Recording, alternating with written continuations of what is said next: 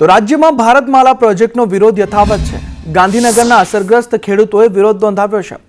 અમદાવાદમાં NHAIના કાર્યાલય બહાર આ પ્રદર્શન કરવામાં આવ્યું છે। ખેડૂતોએ યોગ્ય વળતરની માંગ સાથે આવેદનપત્ર પણ આપ્યું છે અને પોતાનો વિરોધ ગાંધીનગરમાં નોંધાવ્યો છે।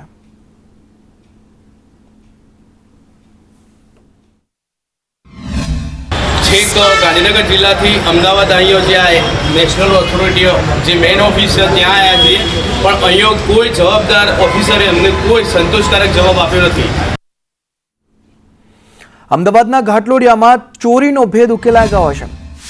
ન્યૂ નિકિતા પાર્કમાં થયેલી ચોરીનો ભેદ ઉકેલાયો છે। પોલીસે 38.36 લાખનો મુદ્દામાલ જપ્ત કર્યો છે। દિનેશ મીણા સહિત 2 આરોપીઓની ધરપકડ કરવામાં આવી છે અને મુદ્દામાલ પણ પોલીસે કબજે કરી લીધો છે।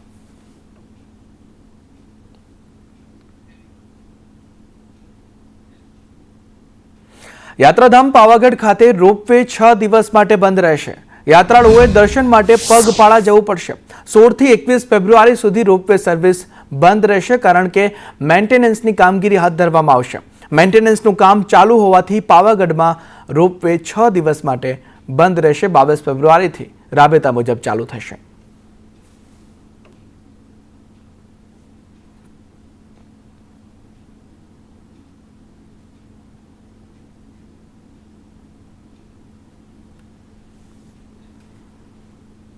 આ તરફ સુરતમાં કોંગ્રેસને વધુ એક મોટો ઝટકો મળ્યો છે। કોંગ્રેસના 30 હોદ્દેદારો આમ આદમી પાર્ટીમાં જોડાઈ ગયા છે। કોંગ્રેસના પ્રમુખના નેતૃત્વથી નારાજ હતા। પ્રમુખ વિપુલ ઉધનાવાલા સામે નારાજગીના કારણે આ પગલું ભરવામાં આવ્યું છે। સુરતમાં કોંગ્રેસની હાલત વધુ નબળી પડી ગઈ છે આના કારણે। સુરત શહેર અને પ્રદેશની અંદર કોંગ્રેસમાં અલગ અલગ પદો ઉપર જવાબદારી નિભાવી ચૂકેલા, સામાજિક સંસ્થાઓમાં પોતાની યોગદાન આપી ચૂકેલા જે સાથીઓ છે, ફિરોઝભાઈ મલેકથી માંડી અને તમામ સાથીઓ આજે આમ આદમી પાર્ટીમાં જોડાયા છે। અમારી જે કોંગ્રેસ પક્ષની નેતાગીરી હતી તે લોકો સ્વીકારવા જ તૈયાર નથી। મહેનતુ માણસ હોય એટલે એને કોરાણે મૂકી દેવાનો, કોઈ ગ્રુપનો હોય એટલે બાજુ પર મૂકી દેવાનો, કોઈને ઠેકાણે પાડી દેવાનો, કોઈની ટિકિટ કાપી નાખવાની, કોઈને હોદ્દા પર નહીં આવવા દેવાનું। સતત આ જ કામગીરીમાં બધા રચેલા છે। સુરતના ડભોલીમાં અનાજ માફિયા બેફામ બન્યા છે। આમ આદમી પાર્ટી દ્વારા અનાજના ગોડાઉનમાં રેડ પાડવામાં આવી। હરિદર્શનના ખાડામાં ગોડાઉનમાં રેડ પડાઈ। નાયબ મામલતદાર પોલીસ ઘટના સ્થળે હાજર રહ્યા હતા। ટ્રક અને શંકાસ્પદ અનાજનો જથ્થો ઝડપી પાડવામાં આવ્યો છે।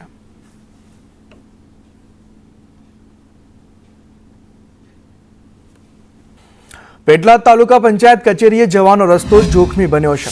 શિક્ષણ વિભાગની કચેરીનો સ્લેબ જર્જરિત પોપડા પડતા સળિયા દેખાવા લાગ્યા છે। શિક્ષકો કર્મચારીઓ રોજ ત્યાંથી અવરજવર કરે છે। સ્લેબ તૂટે તો મોટી જાનહાનિ થવાની શક્યતા અહીં જોવા મળી રહી છે। આ દ્રશ્યો જોઈને જોખમી સ્લેબ ઉતારી લેવામાં આવે તેવી તાત્કાલિક માંગ ઉઠવા પામી છે। નવસારીની વસુધારા ડેરીમાં મોડી સાંજે કર્મચારીઓએ હોબાળો મચાવ્યો છે। બોનસ અને સેફટી સહિતના કુલ 18 મુદ્દાઓને લઈને કર્મચારીઓ વિરોધ કરી રહ્યા છે। કર્મચારીઓનો આક્ષેપ છે કે કોન્ટ્રાક્ટ પદ્ધતિ દ્વારા તેમનું શોષણ કરવામાં આવે છે। કર્મચારીઓએ ચીમકી આપી છે કે જો પ્રશ્નો નહીં ઉકેલાય તો ઉગ્ર આંદોલન કરવામાં આવશે। આ મામલે આવતીકાલે મેનેજમેન્ટ અને કોન્ટ્રાક્ટર સાથે બેઠક પણ યોજાવાની છે। પરેશભાઈને અમને લગભગ 19 જેટલા મુદ્દાઓ આપેલા। તેમાં પીએફની ભૂલ, બોનસની ભૂલ, પગારની ભૂલ, સેફટી બૂટ કે કોઈ મેડિકલ સર્ટિફિકેટ, કોઈ બી એટલા 19 જેટલા મુદ્દા આપેલા, પણ એ લોકો કંઈ જણાવી રહ્યા નથી। અમે લગભગ 18 ઓક્ટોબરથી મુદ્દા આપેલા લેખિતમાં એ લોકોને, એ લોકોએ હજુ સુધી કંઈ નિરાકરણ લાવ્યા નથી। મારે અહીંયા નોકરીના ટોટલ 13 વર્ષ થયા। આજે મારે પીએફમાં આટલો પ્રોબ્લેમ થયો તો આજે અમને કોઈ મળ્યું નથી। હવે વાત કરું તમને બોનસની, જ્યારે આ 13 વર્ષ નોકરી કરી તેમાં એ લોકોએ અમને એકો વાર 8.33% એ લોકોએ અમને બોનસ ચૂકવ્યું નથી। અમારી આ જ માંગ છે। હવે પછી આ માંગ નહીં થાય તો અમે આગળ જશું। આવું પછી આ બધું મળવું જોઈએ અમને। અમદાવાદ મહાનગરપાલિકામાં નોકરીની ઈચ્છા રાખતી મહિલાઓ માટે આનંદના સમાચાર સામે આવ્યા છે। અમદાવાદ મહાનગરપાલિકા હવે પોતાની ભરતી પ્રક્રિયામાં 33% મહિલા અનામત આપશે. સ્ટેન્ડિંગ કમિટીમાં બેઠકમાં આ મહત્વપૂર્ણ નિર્ણય પર મહોર મારવામાં આવી છે. રાજ્ય સરકારે વર્ષ 2014થી જ સરકારી ભરતીઓમાં 33% મહિલા અનામતનો નિયમ અમલી બનાવ્યો હતો, પરંતુ હવે અમદાવાદ મહાનગરપાલિકા પણ આગામી સમયમાં આવનારી દરેક નવી ભરતીઓમાં આ જોગવાઈ લાગુ કરશે. વહીવટી માળખામાં મહિલાઓની ભાગીદારી વધશે અને લાખો શિક્ષિત યુવતીઓને રોજગારીની નવી તકો મળશે. મહાનગરપાલિકાની અંદર આવનાર સમયમાં જે પણ ભરતી કરવામાં આવશે એમાં 33% મહિલા અનામતની જોગવાઈ કરવામાં આવી છે. પરિણામે જે પણ એડવર્ટાઇઝ ફરે એમાં મહિલાઓને પ્રાધાન્ય મળે એટલા માટે આજની સ્ટેન્ડિંગ કમિટીની અંદર મહિલા અનામતને 33% આપવાના કામને મંજૂરી આપવામાં આવી છે. અમદાવાદ મહાનગરપાલિકામાં હવે કોન્ટ્રાક્ટરોની મનમાની નહીં ચાલે. શહેરમાં વિકાસના કામો સમયસર પૂર્ણ થાય તે માટે સ્ટેન્ડિંગ કમિટીએ એક નવો અને કડક પ્રયોગ હાથ ધર્યો છે. સ્ટેન્ડિંગ કમિટીએ લેટ લતીફ કોન્ટ્રાક્ટરો પર બ્રેક લગાવી દીધી છે. સ્ટોર્મ વોટરના એક પ્રોજેક્ટમાં જે એજન્સીનું જૂનું કામ હજુ ચાલુ છે તેને નવું ટેન્ડર લાગ્યું હોવા છતાં સ્ટેન્ડિંગ કમિટીએ મંજૂરી આપવાનો ઇનકાર કર્યો છે. કમિટીના ચેરમેનનું સ્પષ્ટ કહેવું છે કે જ્યાં સુધી જૂનું કામ પૂરું ન થાય ત્યાં સુધી નવું કામ સોંપવામાં આવશે નહીં. કોર્પોરેશનમાં કામોની ગુણવત્તા જળવાય અને જનતાના નાણાંનો સદુપયોગ થાય તે માટે આ નિર્ણય કરવામાં આવ્યો છે. ત્યારે કામચોર એજન્સીઓમાં ફફડાટ ફેલાયો છે. જે પણ એજન્સી કામ લે પરંતુ બીજા ઝોનની અંદર એનું કામ ખૂબ જ ધીમી ગતિએ મંથર ગતિએ ચાલતું હોય તો એ બીજા કામ લે એના પર પણ અસર પડતી હોય છે અને કામો ડીલે ચાલે. પરિણામે ફર્સ્ટ સંકેતના ભાગરૂપે કામ સમય મર્યાદાની અંદર પૂરા થાય એ માટે એ કામ પર બ્રેક મારવામાં આવી છે. તો આવતીકાલે મુખ્યમંત્રી ભૂપેન્દ્ર પટેલના હસ્તે અમદાવાદ મહાનગરપાલિકાના સ્કૂલ બોર્ડના ભવનનું લોકાર્પણ કરવામાં આવશે. શિક્ષા શતાબ્દી મહોત્સવ અંતર્ગત સ્કૂલ બોર્ડ ભવન અને સ્માર્ટ શાળા તથા શ્રેષ્ઠ શિક્ષકોને સન્માન કરવામાં આવશે. કોર્પોરેશન બન્યા પછી પહેલી વખત શિક્ષણ સમિતિને પોતાનું અલગ ભવન મળ્યું છે. મુખ્યમંત્રી ભૂપેન્દ્ર પટેલ પહેલા એએમસી સ્કૂલ બોર્ડ ચેરમેન પણ રહી ચૂક્યા છે. લોકાર્પણ બાદ મુખ્યમંત્રી ભૂપેન્દ્ર પટેલ જાહેર સભાને સંબોધન પણ કરશે. શહેરની શ્રેષ્ઠ શાળાઓને વિશેષ રાશિ આપવામાં આવશે, જે શાળાઓના કામ માટે વાપરી શકાશે. આવતીકાલે સૌ પ્રથમ વાર સ્કૂલ બોર્ડને પોતાનું ભવન એક નવું બિલ્ડિંગ નવરંગપુરા ખાતે મળવા માટે જઈ રહ્યું છે. 10 કરોડના ખર્ચે આ નવું બિલ્ડિંગ તૈયાર કરવામાં આવી છે. નગર પ્રાથમિક શિક્ષણ સમિતિ અમદાવાદ જેની સ્થાપનાને 100 વર્ષ પૂર્ણ થયા છે. આ 100 વર્ષના પૂર્ણતાના જ્યારે આરે છે ત્યારે પ્રથમ વખત સ્કૂલ બોર્ડને પોતાનું ભવન આવતીકાલે મળવાનું છે. આપણા મુખ્યમંત્રી આદરણીય ભૂપેન્દ્રભાઈ પટેલ સાહેબના હસ્તે તેનું લોકાર્પણ થવાનું છે. આ તરફ સુરતમાં નેતાઓની રાહ જોતી એસએમસીની સરકારી શાળા વેલંજા સરકારી શાળામાં વિદ્યાર્થીઓને ભારે હાલાકી વેઠવાનો વારો આવ્યો છે. નવું મકાન તૈયાર છે છતાં શાળાનું લોકાર્પણ નથી કરવામાં આવ્યું. છેલ્લા 1.5 મહિનાથી નવું મકાન બનાવવામાં આવ્યું છે. જર્જરિત મકાનમાં અભ્યાસ કરવા માટે તે વિદ્યાર્થીઓ મજબૂર બન્યા છે, કેમ કે નવી શાળાનું લોકાર્પણ નથી કરવામાં આવ્યું. જીવના જોખમે વિદ્યાર્થીઓ અહીં અભ્યાસ કરી રહ્યા છે. જગ્યાના અભાવે એક શાળામાં 2 પાળી ચાલે છે. સુરત સંદેશ ન્યૂઝની ટીમ સુરત શહેરના વેલાંજા ગામે આવી છે, જ્યાં સુરત મહાનગરપાલિકા સંચાલિત નગર પ્રાથમિક શિક્ષણ સમિતિની શાળા ક્રમાંક 379 જે શાળાનું નવું બાંધકામ બનીને તૈયાર થઈ ચૂક્યું છે 2 મહિના પહેલાં જ, પરંતુ આ 379ની જૂની શાળા જે 30 વર્ષ જૂની શાળામાં વિદ્યાર્થીઓ 2 પાળીમાં અભ્યાસ કરી રહ્યા છે અને આ જર્જરિત શાળામાં વિદ્યાર્થીઓ અભ્યાસ કરવા મજબૂર બન્યા છે અને ગીચોગીચ વિદ્યાર્થીઓ અભ્યાસ કરી રહ્યા. તમે સીધા દ્રશ્યો જોઈ શકો છો. વિદ્યાર્થીઓ આ જોઈ શકાય તો અભ્યાસ કરી રહ્યા છે, ત્યારે ગીચોગીચ ભણવા માટે આ વિદ્યાર્થીઓ અભ્યાસ કરવા માટે મજબૂર બન્યા છે અને જીવના જોખમે વિદ્યાર્થીઓ કરી રહ્યા છે અભ્યાસ. કારણ કે આ શાળા 30 વર્ષ જૂની છે અને નવી શાળા બનીને તૈયાર થઈ ચૂકી છે, પરંતુ નેતાઓને સમય નથી મળતો અને અધિકારીઓને કે નવી શાળાનું અમે ઉદ્ઘાટન કરીએ. જેથી જ નેતાઓની રાહ જોતી નવી શાળા પ્રાથમિક શાળાના વિદ્યાર્થીઓ રાહ જોઈ રહ્યા છે તેવું કહી શકાય છે અને આ વિદ્યાર્થીઓ તમામ શાંતિથી અભ્યાસ કરી રહ્યા છે, પરંતુ ગીચોગીચ અને 30 વર્ષ જૂની શાળામાં વિદ્યાર્થીઓ અભ્યાસ કરી રહ્યા છે. 1993માં બનેલી આ શાળા, જેનું અહીંના જે તે સમયના ડીડીઓ દ્વારા ઉદ્ઘાટન કરવામાં આવ્યું હતું, આજે 30 વર્ષ જૂની થઈ ગઈ છે, પરંતુ હજી સુધી શાળા જે છે જર્જરિત હાલતમાં છે.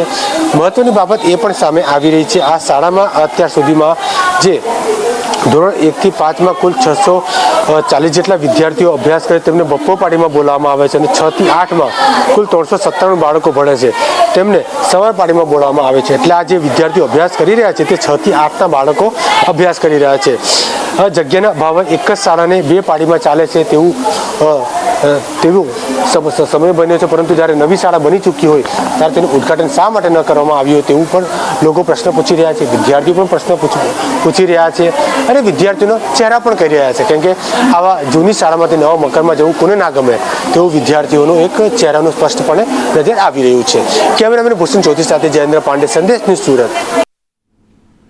તો યુએસ ઇન્ડિયા ટ્રેડ ડીલને લઈને પ્રવીણ રામનું નિવેદન સામે આવ્યું છે. તેમનું કહેવું છે કે ટ્રેડ ડીલ હટાવો, ખેડૂત બચાવો અભિયાન શરૂ કરવામાં આવશે. 14 ફેબ્રુઆરીથી 9 માર્ચ સુધી આ અભિયાન કરવામાં આવશે.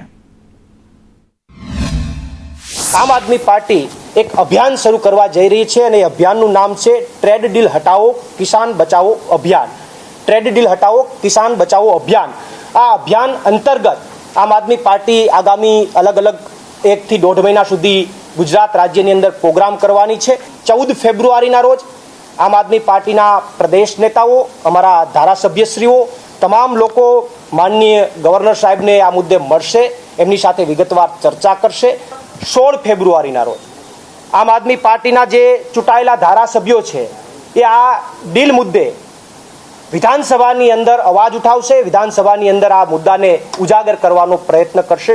ત્યારબાદ 17 ફેબ્રુઆરીના રોજ આમ આદમી પાર્ટી તમામ જિલ્લાઓની અંદર ડિસ્ટ્રિક્ટ કલેક્ટર એટલે કે કલેક્ટર સાહેબને મેમોરેન્ડમ આવેદનપત્ર આ મુદ્દે આપશે અને ત્યાં મીડિયા સાથે પ્રેસ પણ કરશે. 23 ફેબ્રુઆરીના રોજ આમ આદમી પાર્ટી તમામ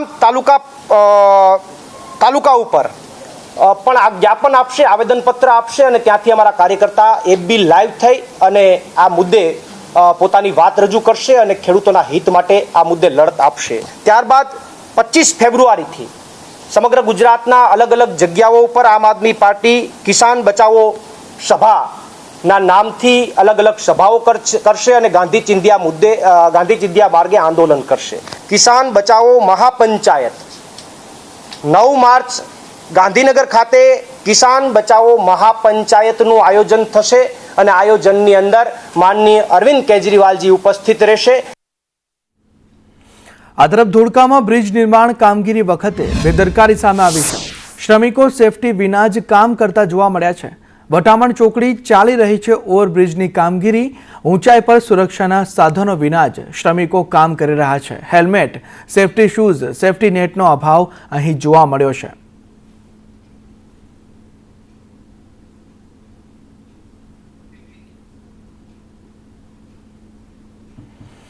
આ તરફ દ્વારકા જિલ્લામાં ટાઇફોઇડના કેસમાં વધારો થયો છે. જિલ્લામાં ટાઇફોઇડના 13 જેટલા એક્ટિવ કેસ નોંધાયા છે. મીઠાપુર વિસ્તારમાં ટાઇફોઇડના સૌથી વધુ કેસ છે. ટાઇફોઇડના કેસ નોંધાતા આરોગ્ય વિભાગ એલર્ટ મોડમાં આવી રહ્યું છે. જાન્યુઆરી મહિનામાં જો અગર જોઈએ તો ટાઇફોઇડના 13 નવા કેસ ડિટેક્ટ થયા છે, જેમાં ખાસ કરીને દ્વારકા તાલુકામાં મીઠાપુર ના એરિયામાં વધારે કેસ છે કે જ્યાં વધારે પડતા મજૂરો વગેરે કામ કરે છે અને બીજા બધા તાલુકાઓમાં 1 અથવા 2 કેસીસ છે. જે 13 કેસીસની સારવાર ચાલે છે. ગયા વર્ષે આખા વર્ષ દરમિયાન 103 ટાઇફોઇડના કેસો હતા અને આ વર્ષમાં અત્યાર સુધી 55 કેસીસ છે.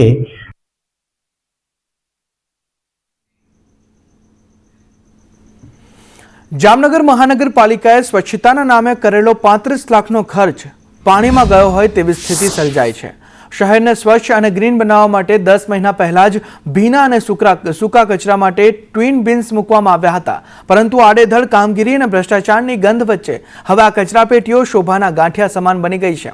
અમદાવાદની એજન્સીને 500 જેટલા ટ્વિન બિન્સ મૂકવાનો કોન્ટ્રાક્ટ અપાયો હતો, પરંતુ અનેક સ્થળોએથી આ ડબ્બા ગાયબ છે તો ક્યાંક તૂટી ગયા છે. નવાઈની વાત એ છે કે ક્રિકેટ બંગલા પાસે જ્યાં પહેલાથી મોટી કચરાપેટી હતી ત્યાં જ બાજુમાં 7 ડબ્બા ખડકી દેવામાં આવ્યા. ફાઉન્ડેશનની કામગીરીમાં પણ લોટ, પાણી અને લાકડા જેવો ઘાટ સર્જાયો છે. પરિણામે મહાનગરપાલિકાની બેદરકારીના કારણે સ્વચ્છતા સર્વેક્ષણમાં જામનગરના રેન્કિંગ સામે પણ હવે સવાલો ઊભા થયા છે. એક જ જગ્યાએ જે જૂનું ડસ્ટબિન હતું એની સાથે સાથે આગળ બીજું નવું ડસ્ટબિન નાખવામાં આવ્યું. અમુક જગ્યાએ જે ડસ્ટબિન છે એ કોઈ કાઢી ગયું છે. લગભગ ડસ્ટબિનોમાં ક્યાંય આ પ્રકારના ડસ્ટબિનોમાં ક્યાંય સફાઈ થતી નથી, એમાંથી કચરો ભરવામાં આવતો નથી. જામનગરમાં ઘણા વિસ્તારમાં જે ડસ્ટબિન મૂકવામાં આવ્યા છે એની કોઈ જાળવણી થઈ નથી. પહેલી વાત તો એ છે કે વર્ષો પહેલા, ઘણા સમય પહેલા મૂકવામાં આવ્યા છે, ત્યારબાદ એની કોઈ જાળવણી થઈ નથી, એટલે મોસ્ટલી એ બધા તૂટી ગયેલા છે. સરકારી કામકાજમાં હવે ભાષાનો અવરોધ કાયમ માટે દૂર થવા જઈ રહ્યો છે. કેન્દ્ર સરકારના મહત્વાકાંક્ષી પ્રોજેક્ટ ભાષિણી એઆઈને લઈને ગાંધીનગર સચિવાલય ખાતે એક મહત્વપૂર્ણ વર્કશોપનું આયોજન કરવામાં આવ્યું હતું. આ તાલીમમાં સચિવાલયના તમામ વિભાગોના કુલ 236 જેટલા કર્મચારીઓ હાજર રહ્યા હતા. કેન્દ્ર સરકારના નિષ્ણાંત અધિકારીઓએ આ કર્મચારીઓને ભાષિણી ટૂલનો અસરકારક રીતે ઉપયોગ કેવી રીતે કરવો તેની વિસ્તૃત સમજ આપી હતી. મહત્વનું છે કે આ ટૂલની મદદથી હવે સરકારી અધિકારીઓ અને કર્મચારીઓ વિવિધ ભારતીય ભાષાઓમાં સરળતાથી સંવાદ કરી શકશે.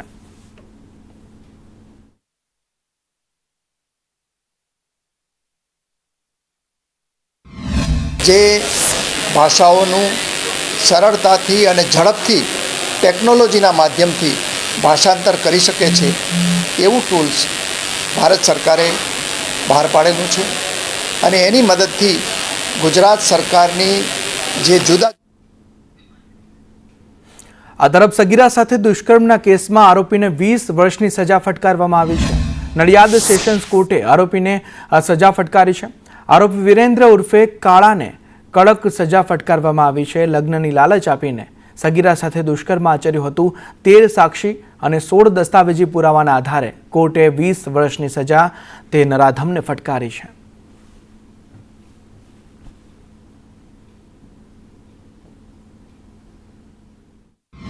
નામદાર કોર્ટે પોક્સો કેસ નંબર 70/24 આરોપીને 20 વર્ષની સજાનો હુકમ સજા કરતો હુકમ ફટકારેલો છે.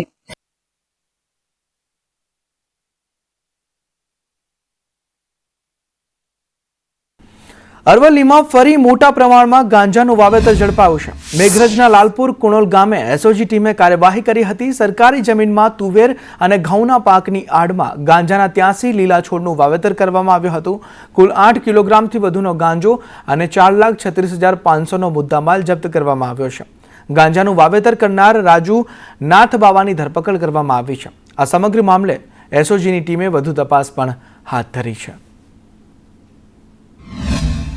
લાલપુર કણોલ ગામની સીમમાં એક વ્યક્તિ છે જે જેનું નામ રાજુભાઈ કાંતિભાઈ નાથ બાવા છે, જેમણે પોતાના ખેતરની અંદર કબજા ભોગવટાના ખેતરની અંદર ઘઉં તથા તુવેરની આડમાં ગાંજાના છોડનું વાવેતર કરેલ છે.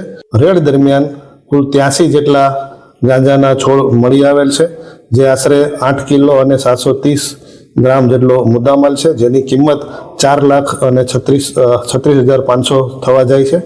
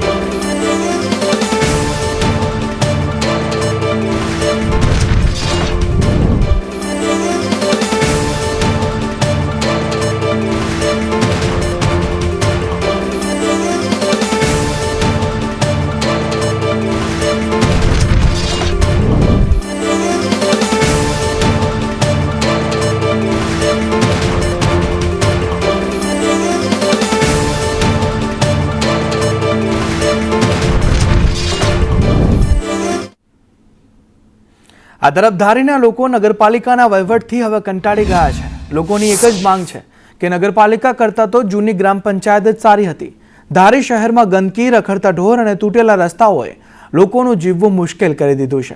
ધારીમાં જ્યારે ગ્રામ પંચાયત હતી ત્યારે પાયાની સુવિધાઓ લોકોને મળતી હતી, પરંતુ જ્યારથી નગરપાલિકા બની છે ત્યારથી સમસ્યાઓનો રાફડો ફાટ્યો છે. નગરપાલિકા પાસે કામ કરવા માટે પૂરતો સ્ટાફ નથી કે પૂરતા સાધનો નથી. શહેરના રસ્તાઓ, સ્ટ્રીટ લાઇટ અને પાણી વિતરણ વ્યવસ્થા ખાડે ગઈ છે. પરિસ્થિતિ એટલી હદે વણસી છે કે શહેરનું સ્મશાન પણ હવે બિસ્માર હાલતમાં છે. ત્યાં ગંદકી અને તૂટેલી ચિતાઓ જોવા મળી રહી છે. શહેરમાં બનેલા સુંદર બગીચાની જાળવણી થતી નથી અને રસ્તાઓ પર ગટરના પાણી નદીની જેમ વહી રહ્યા છે. વેપારીઓ અને સ્થાનિક રહીશોનું કહેવું છે કે નગરપાલિકા આ પ્રશ્નો ઉકેલવામાં નિષ્ફળ રહી છે. હવે લોકોની એક જ માંગ છે કે ધારીમાં ફરીથી ગ્રામ પંચાયત શાસન લાગુ કરવામાં આવે, જેથી શહેરની દુર્દશા સુધારી શકાય. ગામની અંદર અત્યારે રોડ, રસ્તા તેમજ ગટર લાઈન અને પાણીની લાઈનની ફૂલ જરૂરિયાત હોય તો આ બાબતમાં કોઈ ઉપરથી જવાબ મળતા નથી પૂરતા, અને દર વખતે અમે ત્યાં રજૂઆત કરીએ ત્યારે અમને એમ કહે છે કે હમણાં થઈ જશે, પણ કોઈ કામ જરૂરિયાત મુજબના થતા નથી. ગંદકી છે, રોડ તૂટલા છે, તમારી નજર સામે પ્રેમપરાનું બસ સ્ટેન્ડ ખાડામાં પડ્યું છે, લોકોને વધારે પડતી હાલાકી ભોગવવી પડે છે. અમને એમ હતું કે નગરપાલિકા થાય અને વધારે લોકોને સુવિધા મળશે. નગરપાલિકા જ્યારે થઈ ત્યારે અમને ઉત્સાહ હતો, પણ એ માયલો અત્યારે કામગીરી નગરપાલિકાની કોઈ પણ જાતની નથી. અત્યારે તો ઠીક છે, બાકી તમે ચોમાસે જવો ને તો હાલવું હોય ને તો વ્યક્તિ બજારમાં નક્કી નથી કરી શકતો ક્યાં હાલવું હોય. એમ જ્યાં જગ્યાએ જ્યાં રોડની જરૂર નથી ને ત્યાં રોડ કર્યા છે, જ્યાં જરૂર છે ત્યાં રોડ કરતા નથી. લાખ દરજ્જે ગ્રામ પંચાયત સારી હતી, કેમ કે ગ્રામ પંચાયતની અંદર તમે કોઈ પણ જાતનો ફોન કરો કે ભાઈ ગટર ભરાણી છે, કાંઈ પાણી જાય છે, તો એ લોકો તાત્કાલિક એનો અમલ કરતા. આજની તારીખમાં વહીવટદાર આવવાથી 8-8 દિવસ સુધી વહીવટદાર તો પહેલાં તો હાજર રહેતા નથી, અને કોઈ પણ કામ તમે 10 ધક્કા ખાઓ ગ્રામ પંચાયતની ઓફિસે તો કોઈ કામ થતા નથી. ધારી નગરપાલિકા જ્યારથી અસ્તિત્વમાં આવી છે ત્યારથી લોકોને પડી રહી છે પારાવાર મુશ્કેલી. આપને દ્રશ્યો બતાવીશ કે આ છે ધારીની નગરપાલિકા, જે 5 પરા, જે વેકરિયાપરા, પ્રેમપરા, હરિપરા, નબાપરા, લાઈનપરા સહિતના જે આમાં પરા 5 ભેળ્યા ત્યારબાદ નગરપાલિકા અસ્તિત્વમાં આવી હતી, અને જે ગામ લોકોને જે પડતી મુશ્કેલીઓનો અત્યારે વધારો થયો છે. પાછા માગી રહ્યા છે ગ્રામ પંચાયત, કેમ કે ગ્રામ પંચાયતમાં જે સુવિધા મળતી હતી તે અત્યારે નગરપાલિકામાં નથી મળી રહી. માટે પરા વિસ્તારના લોકો ખાસ કરીને માગી રહ્યા છે કે અહીં સફાઈ કરવામાં આવતી નથી, કચરો ઉપાડવામાં આવતો નથી, અનેક જે સ્ટ્રીટ લાઇટ જેવી અનેક એવી સમસ્યાઓ છે જેનાથી પાછા ગ્રામ પંચાયતની માંગ કરી રહ્યા છે. ટીનુ લલિયા, સંદેશ ન્યૂઝ, ધારી. હર હર મહાદેવના નાદ સાથે જૂનાગઢના ગિરનારની ગોદમાં મહાશિવરાત્રિના મેળાનો પ્રારંભ થયો છે. મેળાને લઈ પોલીસ એક્શન મોડમાં છે. ભવનાથના મહાશિવરાત્રિના મેળાને લોખંડી સુરક્ષા કવચ પૂરો પાડવા માટે એસપીથી લઈને હોમગાર્ડ સુધીના 3475 જવાનો તૈનાત કરવામાં આવ્યા છે. સમગ્ર મેળા વિસ્તારને 5 ઝોનમાં વહેંચી દેવાયો છે, જેમાં દામોદર કુંડથી લઈને ગિરનારના રૂટ સુધી પોલીસની બાજ નજર રહેશે. મહિલાઓની સુરક્ષા માટે શી ટીમ મેદાનમાં ઉતારવામાં આવી છે. 8 વોચ ટાવર અને 35 રાઉટીઓ પરથી 24 કલાક સર્વેલન્સ કરવામાં આવશે. દરેક ઝોનના ઇન્ચાર્જ તરીકે એએસપી અથવા ડીવાયએસપી કક્ષાના અધિકારી રહેશે. એમની નીચે એમની અલગ અલગ ટીમો રહેશે. શિફ્ટ વાઇઝ બંદોબસ્ત રાઉન્ડ ધ ક્લોક 24 અવર્સ ચાલશે. 35 જેટલી રાઉટી, 8 જેટલા વોચ ટાવર, અલગ અલગ જગ્યાએ 14 જગ્યાએ પબ્લિક એડ્રેસ સિસ્ટમ, જુદી જુદી 10 જગ્યાએ ક્રેન રાખવામાં આવેલ છે. હવામાન વિભાગની આગાહી અનુસાર આગામી 7 દિવસ બેવડી ઋતુ અનુભવાશે. રાજ્યમાં ઉત્તર પૂર્વના પવન ફૂંકાયા. નલિયામાં તાપમાન 16 થી 17 ડિગ્રી રહેશે.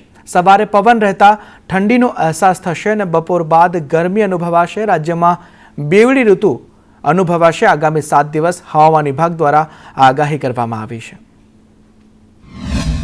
आज का जो फोरकास्ट है 12 से लेकर 18 फरवरी तक मौसम आमतौर पर शुष्क रहने का पूर्वानुमान है, और जो लघुत्तम तापमान है इसमें कोई बड़ा बदलाव नहीं रहेगा अगले 7 दिन के लिए.